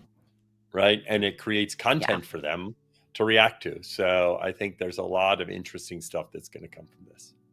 For sure. A lot of my friends that are non-VTubers, just face cam streamers, a good number of them have gotten models within the past year, and I've actually helped a lot of them, figure out what artists to go to, etc. And it's a comfort thing for them. Some of them have. Sometimes it's a big medical condition related thing, and they're feeling really sick that day, but they still want to stream, but they are aware they look absolutely terrible in that moment, and they just say, you know what, let me just turn the model on, and then I don't have to worry about it. And that way people can see their reactions, they can see their facial expressions and what they're feeling, but they're not literally looking at their they're just dead face as they're sick. And some people it's a comfort thing. Some people are more anxious than others, and they'll have days where they're fine being seen and other days where they don't want to hit go live, not because they don't want to stream, but just because they don't feel like being seen that day. So it gives that option. I think that's been really nice for a lot of my friends to have that option. So I'm going to go to a question that I know a number of VTubers have. Yeah. And GEEGA, you might not want to be the one to ask this question, or you might, but Okay. I will go ahead and ask the question that I know many Mhm. VTubers have, and then answer it because I know it's one that's on many VTubers' mind. Is the whole a question about our enforcement guidelines, and when we publish the enforcement guidelines, the attire guidelines, and in particular the comparison to VRChat. Okay, and Yes, in I terms was of gonna what our ask. guidelines are. Okay, good. Yeah. Good. Well, you can feel free to ask. Why don't you go ahead and Yeah. ask? But I wanted to go ahead and ask the way you would ask it then. Of course. I think I mean, I was definitely going to say it nicely because I think a lot of it comes from just confusion, people not being sure what the guidelines are, who they apply to. Maybe they're looking for more clarity. Some people are just complaining. Some people are more validly complaining. There's a lot of different ranges on that. But overall, a lot of VTubers are confused about the outfit policy. They'll think maybe it means one thing, and then they get their model made, which takes like 6 months to a year sometimes, and then they debut it that day, and then they're told that's not allowed actually, right? So there's a lot of uncertainty on what is and isn't allowed, and then why, like you said, why can a VRChat avatar look a certain way, but then this person who's using a model that they also use in VRChat not allowed to stream a video game with that or chatting, that sort of thing. Yeah. So first, let me, and I think this is a good question. In fact, some of this I'll also throw out there is because you highlight one of the problems that exist here that doesn't happen in the real world that I'd love for us to find a better solution for. So first of all, when we published the enforcement guidelines, there was no change to our policy. In fact, part of what we were trying to do was sometimes people have to implicitly figure out what the policy is by talking to people that have enforcements. And what we're trying to do was to be clear about how we were, and we didn't change how we were enforcing it all around then. But of course, as we do it, that also then brings more attention to something that was already happening in terms of enforcements. Okay, but we didn't change anything with the enforcement guidelines. Now, our general policy is that we apply the same attire guidelines to a VTuber as we do to a person. Okay, in terms of the clothing that they have on their body, in terms of covering their hips and everything else. And now I'm not going to go into talking through the nuances of the attire policy for humans, because that is something that first of all, I'm not the expert on all the nuances of enforcing the attire policy on humans. It's also something that is nuanced, and you have to be very careful on. And we've tried to communicate what is our attire policy for humans. And so the same thing applies to VTubers. Now, the big question is, well, wait, why is that when you don't have the same policy with VRChat? And that, in fact, shouldn't VTubing just be like VRChat? Okay. And I understand why VTubers avoid. That seems unfair. They can have that, avatar in VRChat, but I can't have it as I'm a VTuber. The reason for the difference is, and you highlighted earlier about how VTubers do everything on our site. Okay, VRChat, if VRChat is a game and VRChat has a rating in the game, and when people go to VRChat, they have certain expectations about the type of content that they are going to be exposed to in terms of the avatars that they may see. Now, of course, VRChat is just an environment, and VRChat can all be lollipops and bubblegum and unicorns, or VRChat can be people in, less attire for their avatars and all sorts of things. Okay. However, it is the fact that much of especially since when you're in VRChat, you have no idea who you might run into. It's certainly the case that as you go and watch somebody streaming in VRChat, you learned a given expectation about what you might see in terms of VRChat. And we, of course, use the game ratings and other things to make sure that users are aware of that. That is not the case with a VTuber, because a VTuber can play Minecraft, right? A VTuber can do anything. And so there, when you have less attire, for some people, they might find that that may not be what they are looking for when they are going into a Minecraft stream. Okay. And especially given we have people of all ages, it's not just an age thing, but it is the fact that we have people of all ages, not of all ages, of 13 and above on Twitch. And you do want to think differently when somebody's under 18, but there's also lots of users of all sorts of ages. That's like, no, that's just not what I want to be, exposed to in terms of, I'll say less attire. And so that's the reason we kind of need to treat VTubing different than VRChat, because of the very nature of it. And interestingly, in this, like, I think these lines are going to continue to blur, where more and more in gaming, you're going to have control over your avatar in gaming.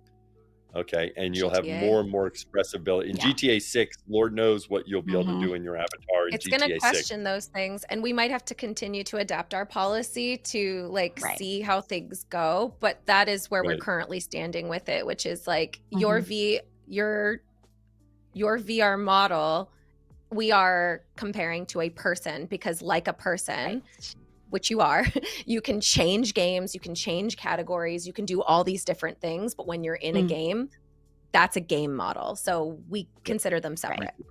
So can I ask two follow-up questions on that? Because I get what you're saying, Dan. Completely agree, right? Because at least when you're playing certain games, you have certain labeling and things, which I assume has a lot to do with advertisers and a lot of these other things, like just knowing, what's going on the platform. What about, let's say, now I don't do this. You can see I'm covered head to toe, but let's say I wanted to get an outfit that was more revealing. I know, for example, I can go into the pools, beaches, hot tubs category and show it off there. What if I wanted to just be like that all the time? Could I, in the future, maybe consider having some sort of label or content classification that lets me do that? So that, let's say people want to filter that out, and it's not fully adult content, for example, but I know the nature of this outfit is what it is, and I want to just click a button and say, I want to do anything and be in any category doing this, but I'm not trying to be shown to, the minors that might be on the site. Would there be a way to kind of meet in the middle there? I think so. By the way, you talked about the two different ways of doing this. One is labeling, and the other is a category. Yes. Okay, and those are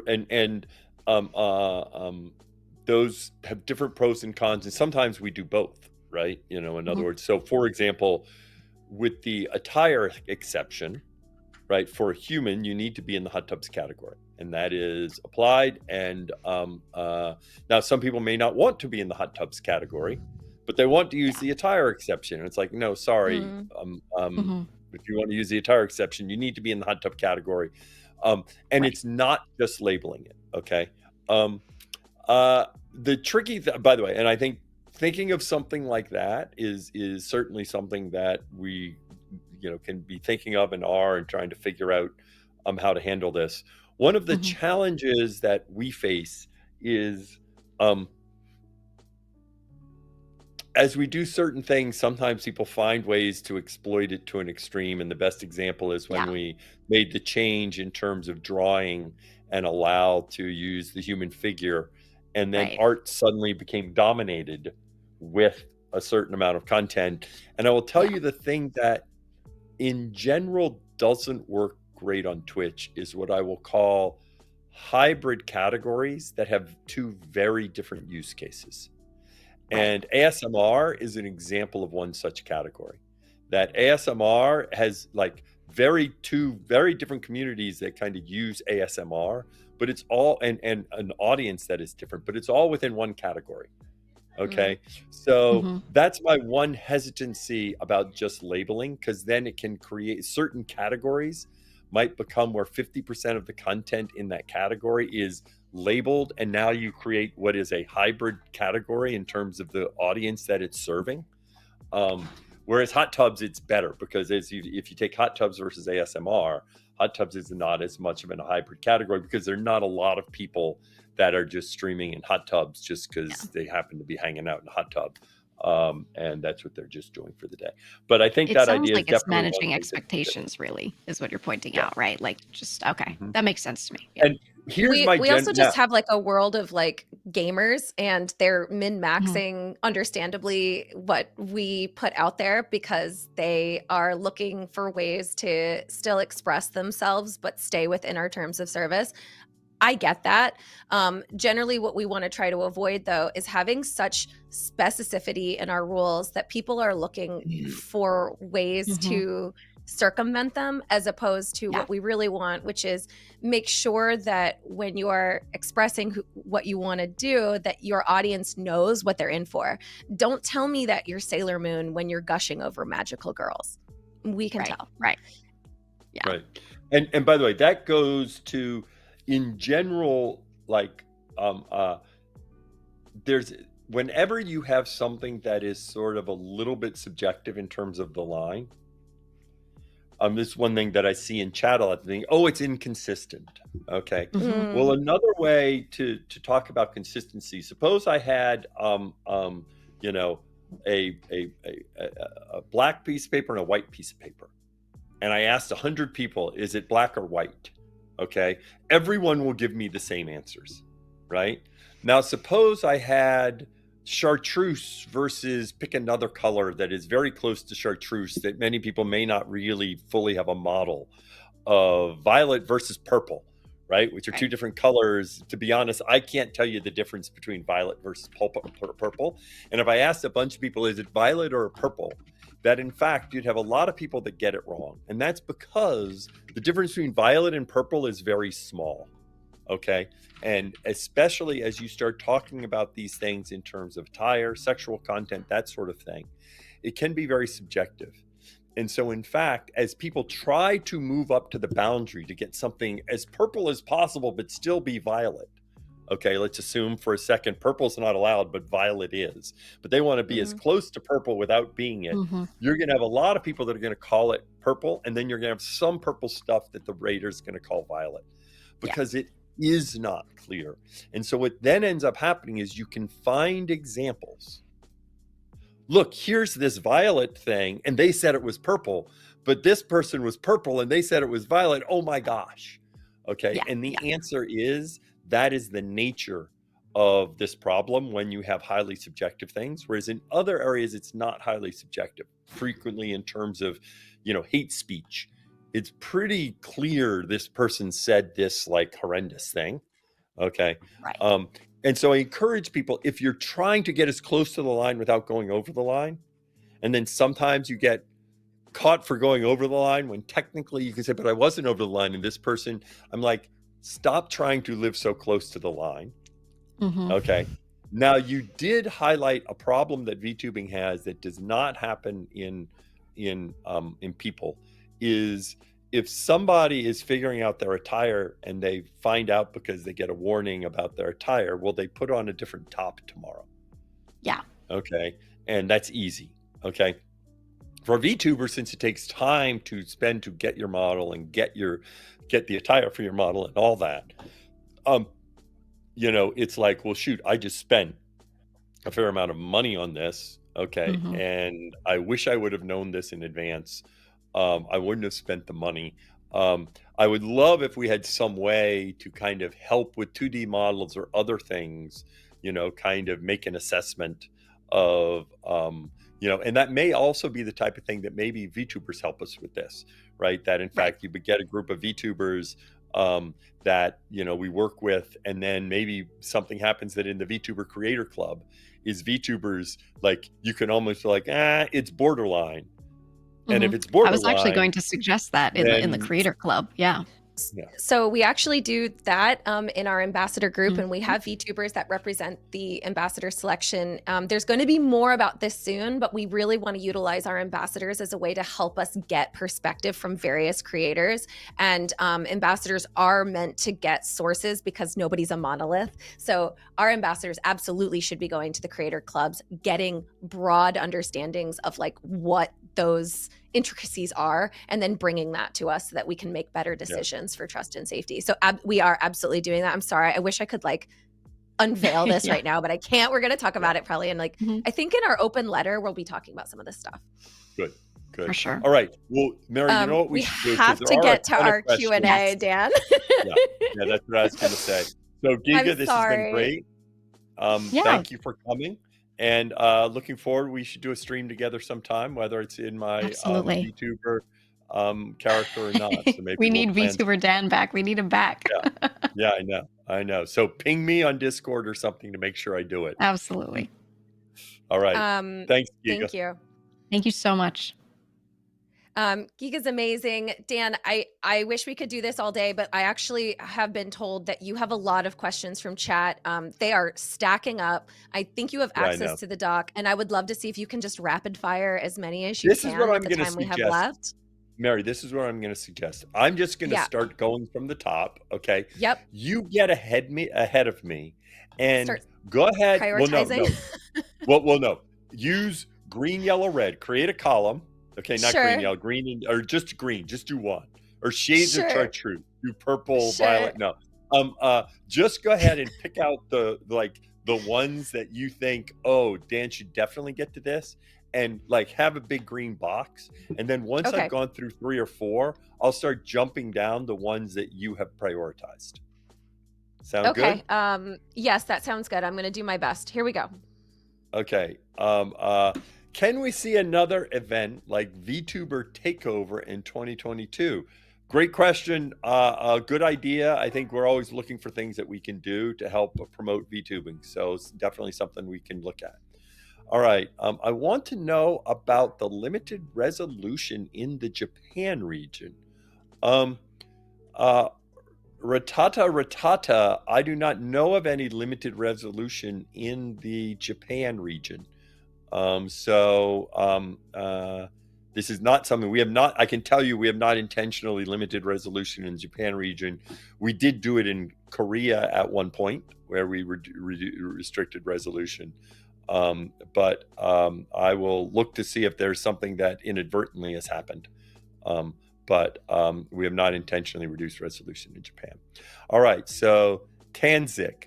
Will there ever be a website for Twitch where I can type something into a search bar and find out if it's against Twitch TOS? I feel like this would help eliminate a lot of suspensions and bans.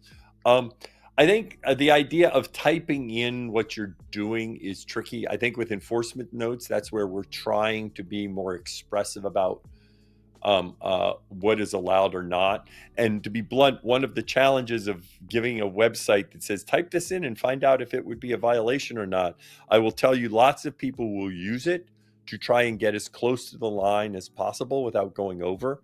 And that is not the intent. We do not want people gaming the system to get as offensive or as problematic as they can, but without going over the line. And so that's one of the problems with the idea of having a site like that. So let's see. Will there be a food and drink creator club? There's a lot of demand for it. And in fact, right now, go ahead and Mary on ones on topic. I'm just going to put follow up. I think great suggestion. I think that's one of the ones they're thinking about. So I'll make sure that they take that as input. So It is, and we've also had Food and Drink Week on Twitch, which was like really highly enjoyed by our cooking streamers. So something that we'll take to heart, honestly. It's just that we prioritize having high sentiment and having clubs that are like genuinely a joy to be in is our highest priority. So instead of making like 40 clubs, which I would love to do, we are really invested in making sure that every club is highly coveted and appreciated, and your time is well spent. So we can't have a billion of these, but we should start prioritizing ones that obviously have high interest from the community. And I think Food and Drink is one of them. So I do appreciate that, and we will follow up. I'm starting to greenlight ones that I just also think are kind of VTuber-esque because I think it's interesting. That's good. I'm gonna keep going. I'll go once I I'll go through a few more. I'm gonna start going. Space Fam, is it okay to have Twitch emotes based on IPs, Star Wars, Marvels, etc.? I can never find guidelines. So when creating emotes, you should only use assets that you own or which you have the rights to. So that's a short way of saying now this is your business, okay, but in general, creating emotes that use third-party IP that clearly is not yours, the answer is in general you should not do that. It depends upon the rights holder. We do not control that, but the rights holders that have rights to that often do not appreciate that. All right, Lily, actually I'll go to some of the green ones for a second. Wall Street for Android users. For Android users, we have to opt out of the Twitch app, open a browser tab, and use mod view. That way, at Twitch, any updates on when mod view for Android users will be released. I am pushing to get some timeline for that. I also experienced this.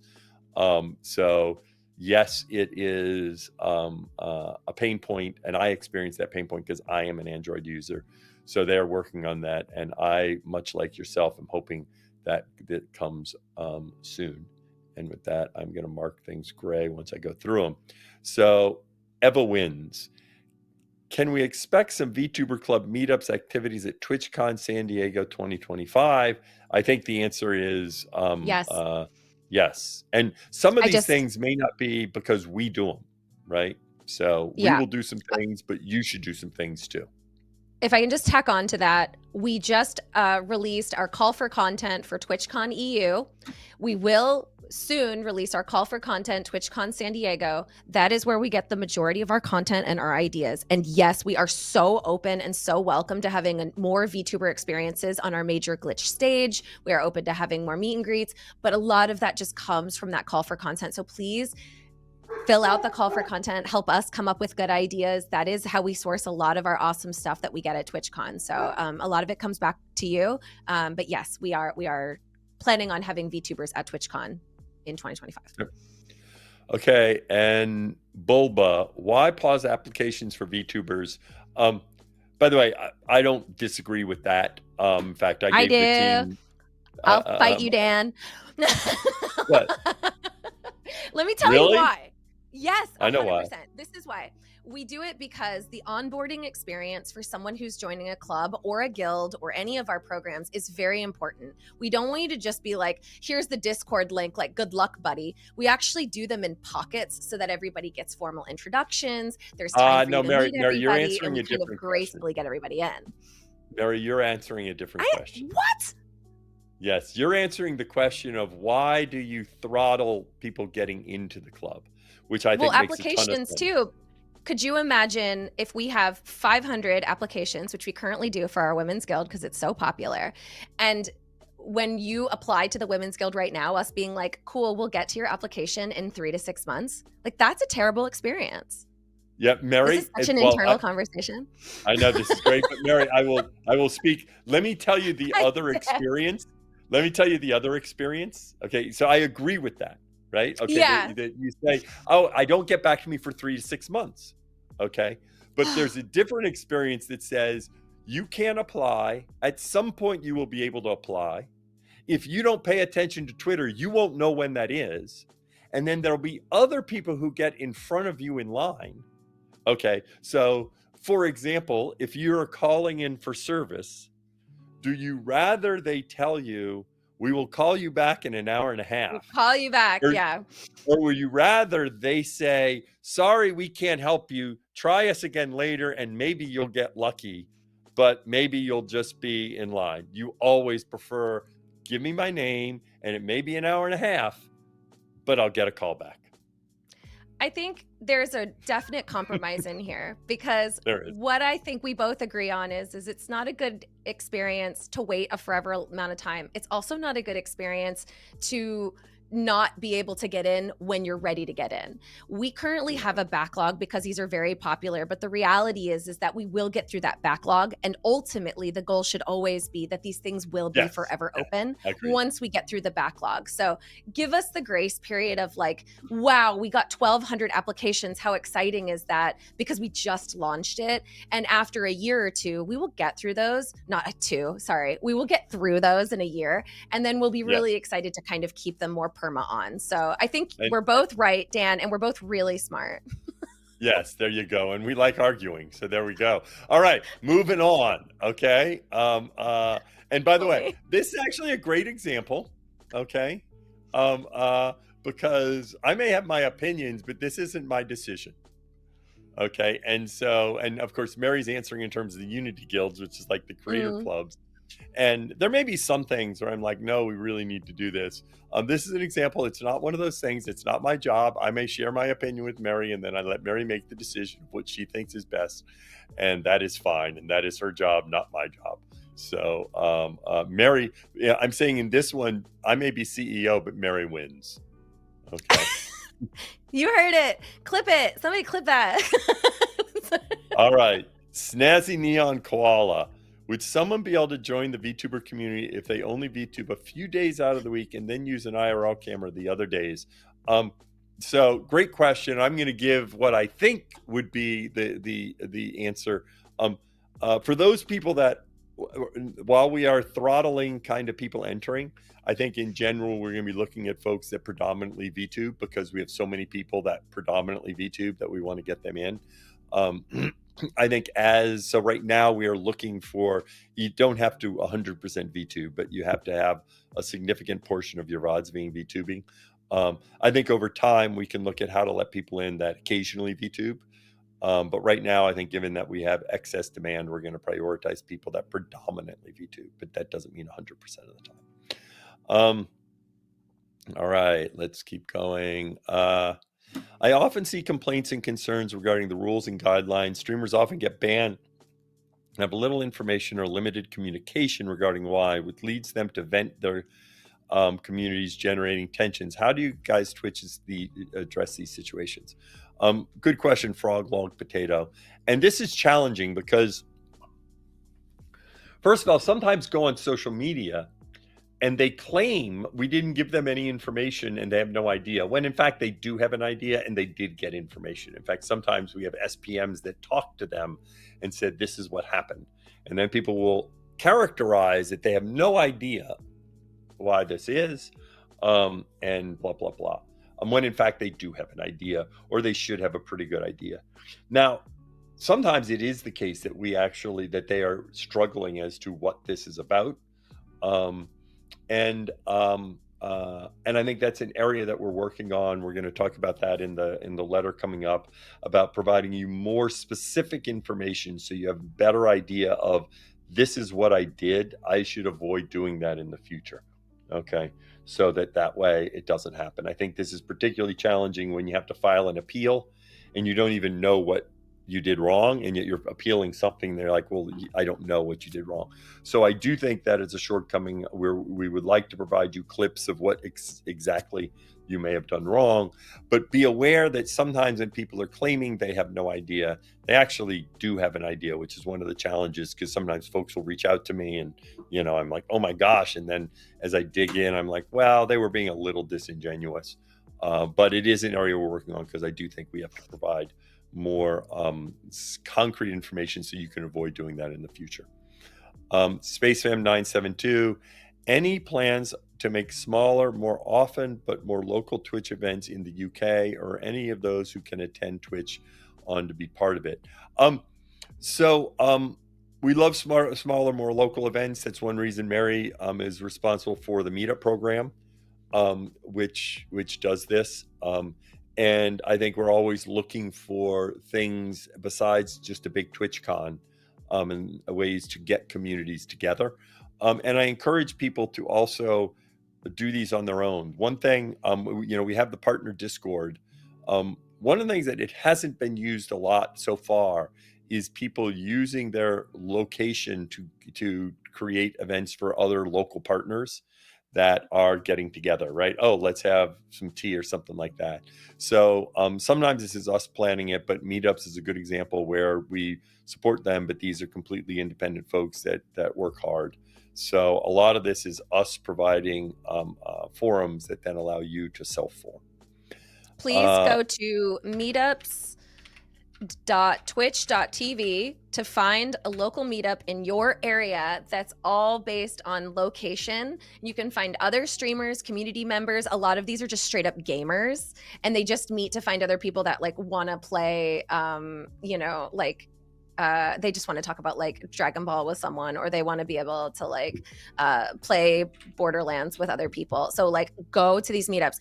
If you go to meetups.twitch.tv and there's no meetup in your city, guess what? You can be the organizer for your local city. We are always interested in finding people who are like, I want to be the local organizer for Toledo. And it's like, sick. Please get in contact with us. We want to be able to make more meetups in local cities, and we just need our volunteers. You also get some sick stuff when you become a volunteer organizer. We give you swag. We give you like opportunities to use like our branding. So you can be like, I'm the official Twitch meetup of wherever you are. And that's what's really exciting about it. So please get in contact with us so we can find out how we can make a local meetup in your city. Great.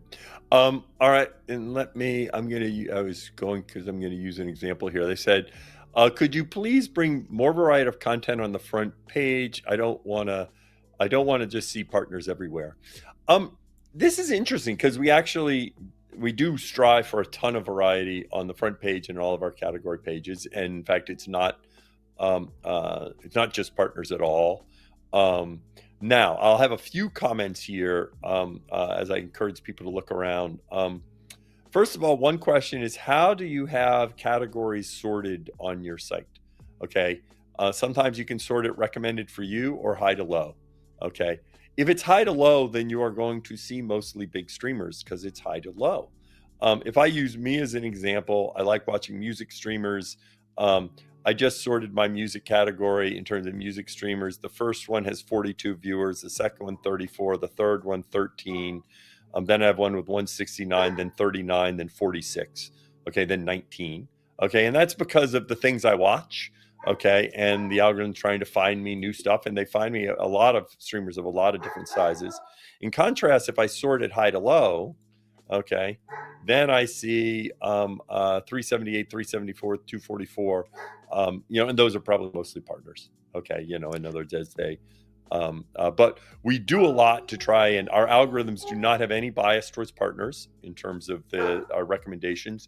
It's completely designed around what do we think are going to get you what you want to see. I love hearing a dog in the background. So cute. Yes. I hope they're going to go out for a walk soon, Dan. I'm going to hold you to that. I also just want to add that if I go to my front page right now, I will see shelves.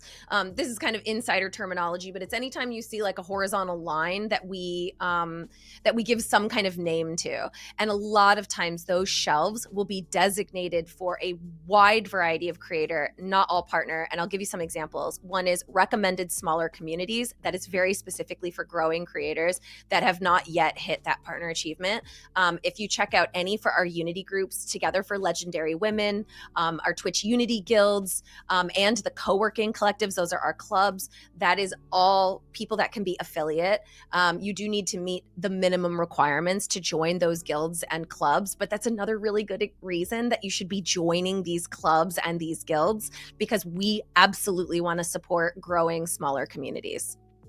Yeah, on the front page. actually, I'm glad you mentioned. I'm on the front page now, and I'm seeing live channels we think you like often will be folks you have seen before and other things. True. But I see Twitch Drops Fest. I see one with 33 viewers, one with 15, one with 20 viewers is the second shelf. Then the third or fourth shelf, I see just chatting and IRL streams, with one of them being 24 viewers. Together Yeah. for legendary women, and I see 51, 48, and 82. So I think we do, try to work to get a diversity of content on there. I appreciate the question, because I think this is one of these things that smaller streamers particularly are aware that they may not always appear there, but a lot of times you don't know when you appear on my page. Because you just don't know that you appear on my page. The other thing is there are a lot more 50 to 75 ACCV streamers. So the reality is, even though we may have a reasonable number of them, since there are so many of them, that gets spread across a large number of streamers. But it is something that I will tell you, I think a lot about how to make it that you can find talented streamers. It's one reason we've invested a lot in collaboration. I talk a lot about collaboration because I think that's really important in terms of finding and promoting talented streamers. All right, let's see other green ones. Okay. Do streamers get informed why they're banned? So I'll be quick on that.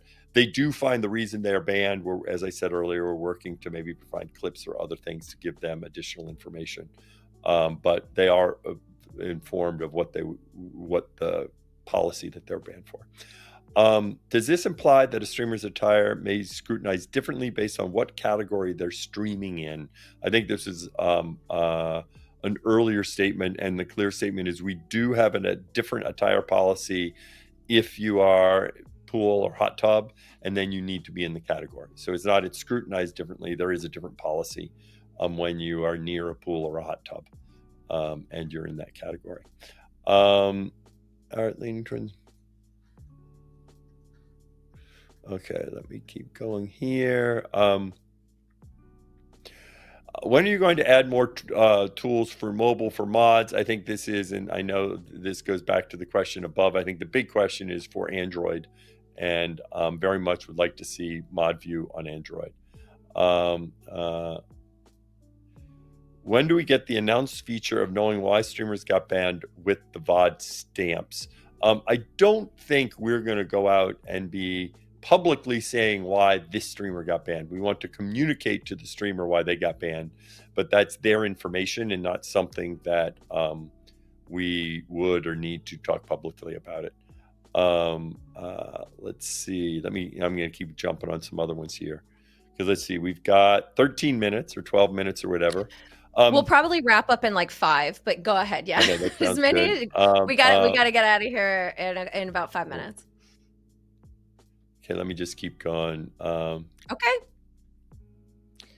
I will find. Someone asked if there's any other mods. I think Connor asked if there's going to be any other tools introduced for mods that have lots of channels that they mod. So this mod says that they mod nearly 100 channels that they mod, like a mod badge or something like that helps them be like, I am a mod all the time. Yeah. It's the last question.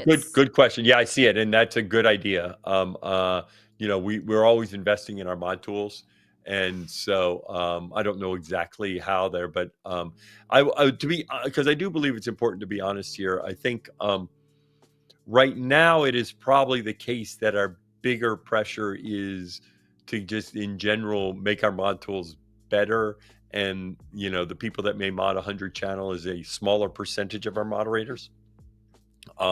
So although it's a good thing to call out, and to the extent we can think of easy ways to make it easier for folks that moderate a lot of channels, then that's good for us. Will DJs have a more fair exposure on front page? I see many people being there very often and others never. How is it working? Is it an algorithm? The answer, first of all, I'll explain this with the front page. Sometimes when we have our shelves, we have shelves, but then it's an algorithm that personalizes the shelf to you. So in fact, we may have a DJ shelf, but everyone doesn't necessarily see the same DJs, because then it is sorted by what's right for you. So that means, your friend may go there and they may not see you because they may not follow you, or they may not whatever, in terms of the algorithm. So we do use an algorithm to try and get the right thing for a user, but we have a lot of streamers, so I think that just can make it challenging.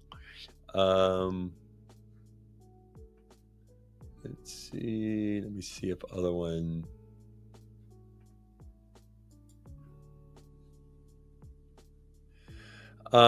Is this out of context, but console users, they deserve some changes, being able to have more freedom like a PC user. There's overlay expert, but it doesn't show up on mobile.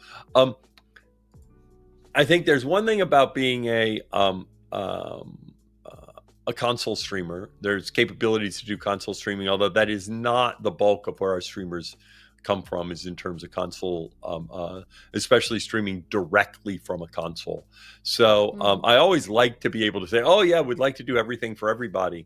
But part of our job is to figure out, given limited resources, where's we're going to have the best impact. And it's probably the case that there are those people that stream from their console that feed their console into their PC.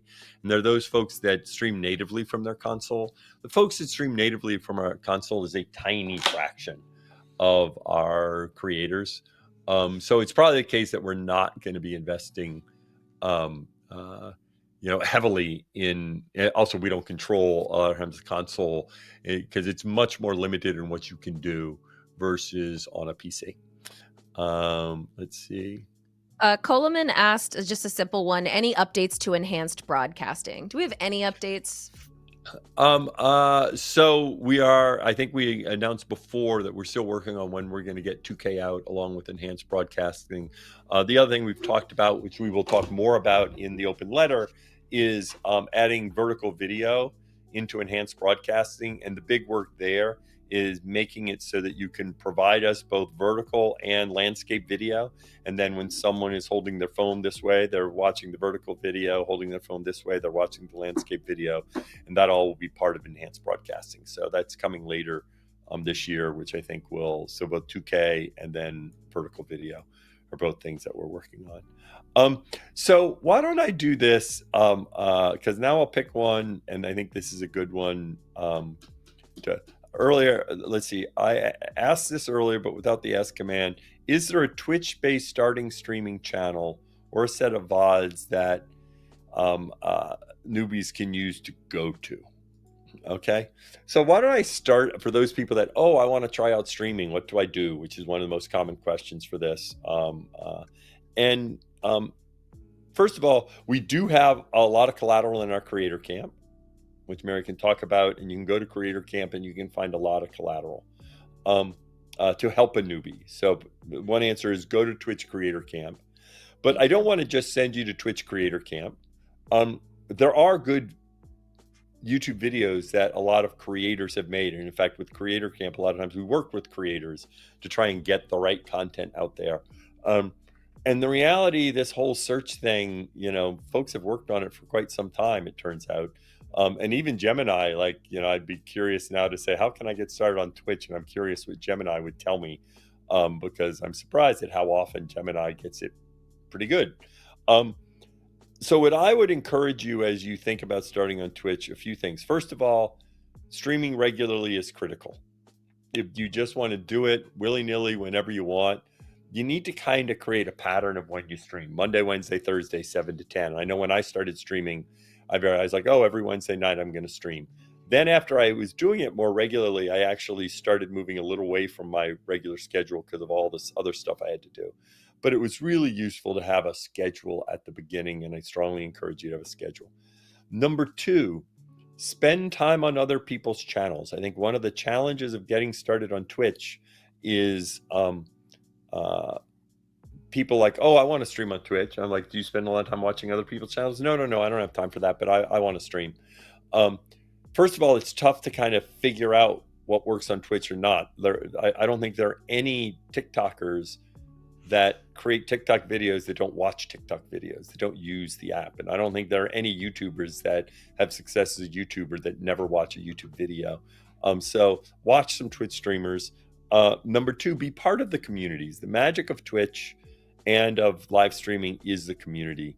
I frequently say this. I think we're at a time, I find today's social networks actually are not particularly social. One can say they're antisocial. You're sitting by yourself swiping. We evolved to yearn connection and belonging with other human beings. That's why we survived in the wild. We evolved the way we are because we seek out a sense of belonging in other people. The thing that makes Twitch so special is this sense of belonging you get from a community. I know I was blessed from streaming myself. I was able to experience that as one that, would facilitate a community where the same people show up regularly. Experiencing that of a viewer matters. It's also the case that often those will be the people that start watching you early on. That in fact, if you have a streamer and other people and you say, oh, I'm streaming now, a lot of times those people that were part of that community saw you participating in chat, they come and check out your stream.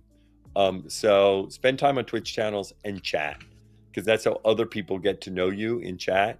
And then that will translate into, a small audience, a small community. And don't just go to the big channels, because in general, when you're looking for folks to help you and to collaborate with, a rough rule of thumb I use is keep it below a multiple of 10. In fact, maybe a multiple of 5 is good. In other words, suppose you're a 30 ACCV streamer, okay? Going and spending a lot of time in a 3,000 ACCV streamer, it's unlikely that they will, find you and then say, oh, let's collaborate together. And it won't really work for you to get audience. If you're a 30 ACCV streamer and you are spending time in 100 or 150 ACCV streamer, then often their viewers will transfer over to you. That streamer will be, oh yeah, let me support you. Let me drop in on you. One reason why we built the drop-in feature. So don't just spend time on big streamers. If you're a small streamer, spend time on streamers the same size as you. Often people miss this. They think, oh, you need to stream with a bigger streamer and collaborate with them. No, a huge part of collaboration is what I call horizontal collaboration. If you get 430 ACCV, in fact, one reason, by the way, which reminds me, one question we didn't get to, but I won't get in detail. The whole shared viewership when you're using Stream Together. One reason for that is you get 420 ACCV streamers and you know what you have? Now you have 80 folks watching. And now chat becomes much more vibrant with shared chat. Because in fact, one of the challenges when you are a 20 ACCV streamer, chat is really slow. So find other 20 ACCV streamers to collaborate with, okay? Use the Stream Together feature, get shared chat. So now your chat becomes an 80 or 100 or 150 ACCV chat. And now chat gets much more vibrant. And then when you get to 150, do that with some other 100 to 200, and now it's an 800 ACCV chat. So collaborate, be part of communities, and create good content, which ultimately, the biggest thing is you need to learn how to nurture a community and make them feel welcome and supported. And that's a huge part of it. All right, Mary, 157. Dan, I can't believe it. You are never shy to Q&A, and I really appreciate that about you. But it is time for us to wrap up this episode of Patch Notes, which was dedicated to the VTuber community. I want to thank Danilo, who was such an expert in creator clubs and helped talk about the VTuber Club, which applications are now open. We should put that link in chat one more time just so you have it in case you're interested in joining the VTuber Club. Thank you, Danilo. And of course, GEEGA. And we loved GEEGA so much and all of their incredible questions that we will be rating GEEGA imminently. So you don't have to go anywhere. Please stay right here in our chat and enjoy GEEGA's live stream. A big thank you to her once again for giving us some really good questions to answer, and also just being really friendly and letting us learn from her about how to grow as a VTuber. Dan, I really appreciate having you on. Thank you for spending your time with the community and answering these questions and being so honest. Always fun. Looking forward to it. And I think I'm going to get to stream tonight on my channel. So looking forward to it. Good. Oh, I know. What time? What I didn't get to mention, I'll probably go like at 7:30 or something like that. I'm going out to Mexico and Brazil next week, which I'm looking forward to. I haven't had a Mexico City and Sao Paulo. So for anyone listening out there, I'm hoping to be out there. I'm going to be meeting with some streamers. And then I'm going to be in New Orleans. I'm going there for Streamer Bowl, which is the week before the Super Bowl. And one thing I'm looking for is to reach out to some New Orleans streamers, which I'll be using the creator clubs for, to make a post and to try and find some music streamers or other folks from New Orleans that may be there. I'm from New Orleans. I grew up there. So looking forward to connect with some streamers in that area.